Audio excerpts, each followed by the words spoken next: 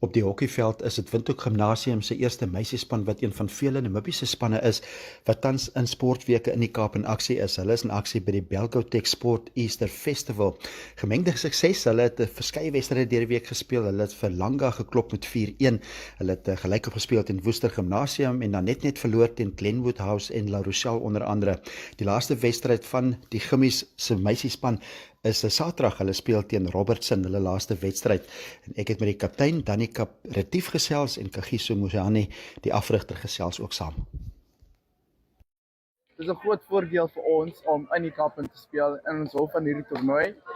It's good growth for us as players and team and management, want ons kry goeie kompetisie wat ons vir ons regmaak vir ons liga in Windhoek. Yeah, and also I suppose the team pulling together, a bit of spongees that comes into play. Oh, always. I think every tour is one of those span gees, en ons hou van dit baie. So. Yeah, and competition-wise, as you mentioned, it's good to play a different style of hockey as well. Learning from that. When you compare our style in Namibia compared to South Africa is more direct, and here we are still on the skills base. So I do like the challenges, and I think it makes us grow, not just as Namibian hockey, but South Africa and as African hockey as a whole. So for our nationals going forward, we're looking forward to seeing our Namibian teams dominate South Africa.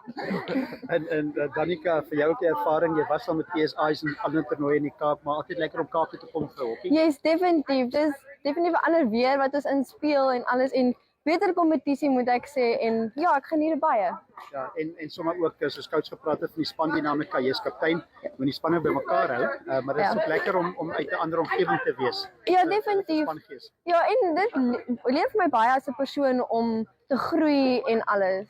Ja, en die kompetisie sover is ek weet dit is moeilike kompetisie, maar dis wat mense wil hê. Ja. Jy as speler groei ook dan. Definitief.